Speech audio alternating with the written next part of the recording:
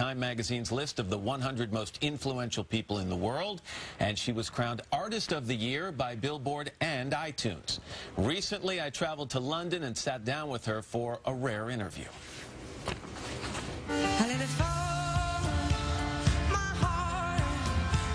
Adele has had one of the most meteoric rises the music industry has ever seen.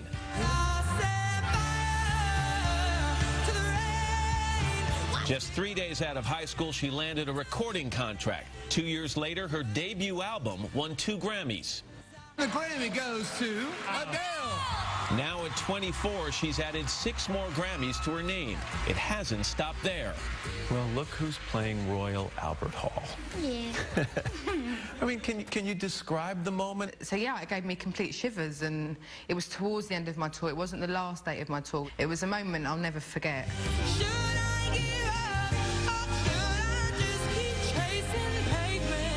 Last September, Adele had London's Royal Albert Hall under her spell with her trademark rich singing voice.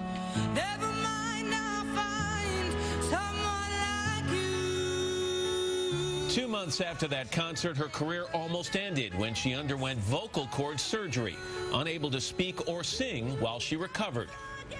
Because of all that was swirling around you and this career that was just exploding, was that pause helpful, though?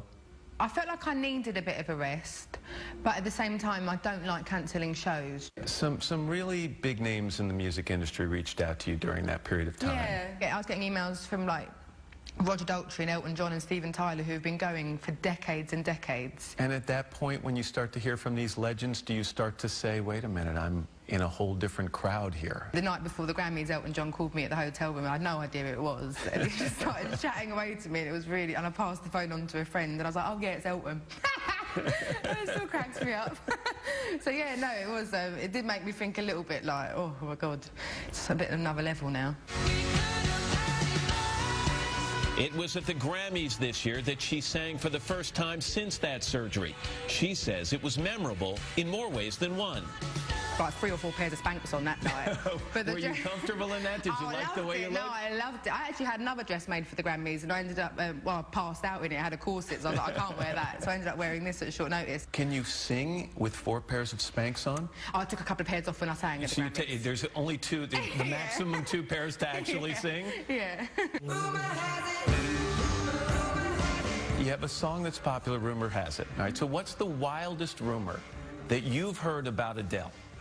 I don't know, there's been quite a few. Probably that I was adopting an Ethiopian child. So that's not true? Oh, wait a second, so that's not true? I have to change my whole interview now. That's not true. For Adele, the downside of this success is losing anonymity. I don't want to be a celebrity. I don't want to be in people's faces, and I feel a little bit like I am in people's faces, because even though I have hardly done anything because of all of my voice issues, right. You know, my music's constantly on radio, it's constantly on TV. I mean, Entertainment Weekly did an issue where they said, here are the 30 greatest artists right now. You were number 1. And it's nice to smile at, but is it possible to live a little in the shadows even when that kind of adulation is being heaped on you?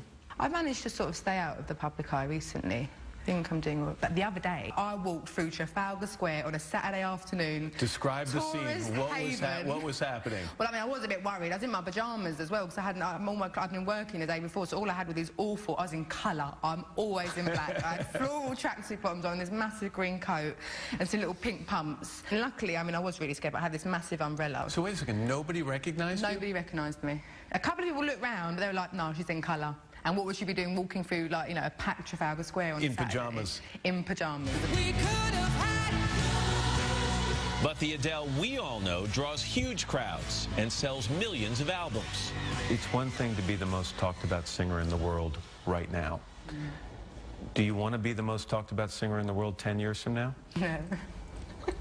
I just want to make music. I don't want anyone chatting about me. Really?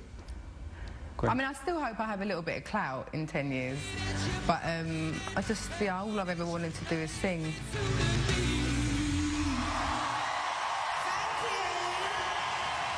I think most people in the music industry think she's still going to have a lot of clout in tenure. I mean, she is the real deal. That's the thing. I mean, maybe that's what makes her so good, is it is for her about the music, you know, and that's a lesson. And the other thing that comes across in the special, you'll hear more of this interview, is that, you know, she says everybody knows her as this person who writes about these horrible breakups in her life and this, you know, the sadness. She says in real life she's a very happy, content person, and that she thinks people will be surprised by that. You can catch more of our interview with Adele on her first ever network special, Adele Live in London. That's Tuesday, June 5th at 8, 7 Central Time, right here on NBC. And